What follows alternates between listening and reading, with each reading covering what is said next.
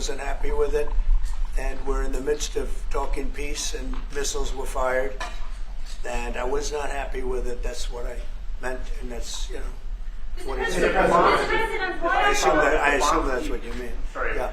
If the bombs keep falling, will you consider additional sanctions toward Russia, or what will you do if President Putin does not I'd rather respond? answer that question in a week. I want to see if we can have a deal.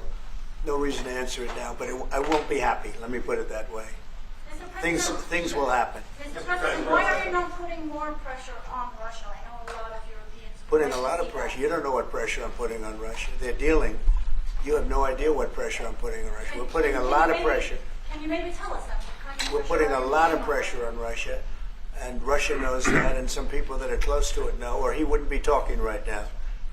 The Prime Minister understands that better than anybody. He wouldn't be talking right now. He's talking, and we're putting a lot of pressure. I think he wants to make a deal. We're going to find out very soon, but it takes two to tango, and you have to have Ukraine want to make a deal too, and they're being hit very hard, and I do believe they want to make a deal. Mr. President, Mr. Prime Minister, if I may.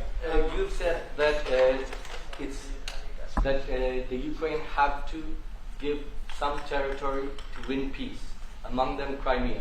Do you stand by that? And I know that the former NATO General Secretary today has told you that he does not agree, and he believes in territorial integrity of the Ukraine.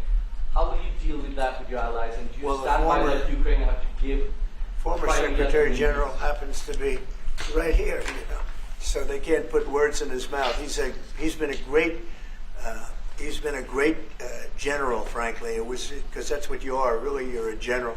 But he's been a great Secretary General. We had a tremendous relationship, very successful, and I think he could speak for himself. He's right here.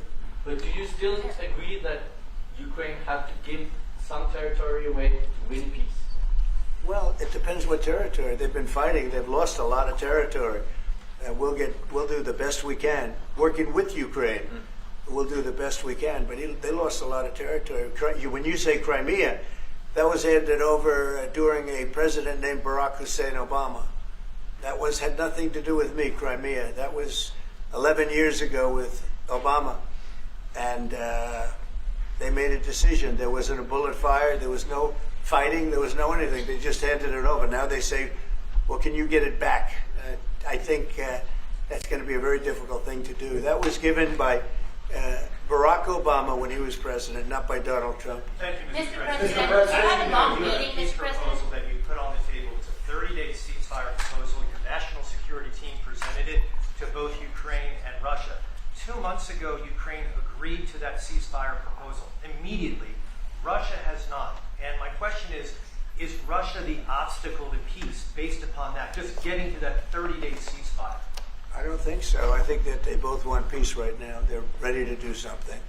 We'll see what happens. Complicated, very complicated. But I think they are both very much looking to make a deal. Marco, what would you say?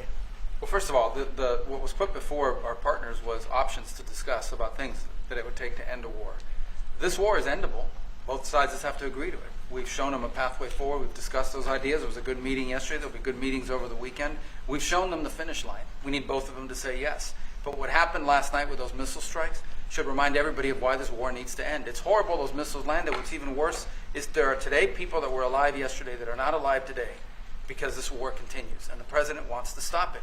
And everyone should be thanking the president for being a peacemaker and trying to save lives. That's what we're trying to do here. It's not our war. We didn't start it, as you know. But we're trying to end the dying. We're trying to end the destruction. And we've shown the path forward. We can see the finish line, but both of them have to get there. We're going to do everything we can to help them get there, but they have to ultimately say yes. And we are using a lot of pressure on both. If you think we're just in there because we're nice people, and we are nice people, but we're using a lot of pressure on both.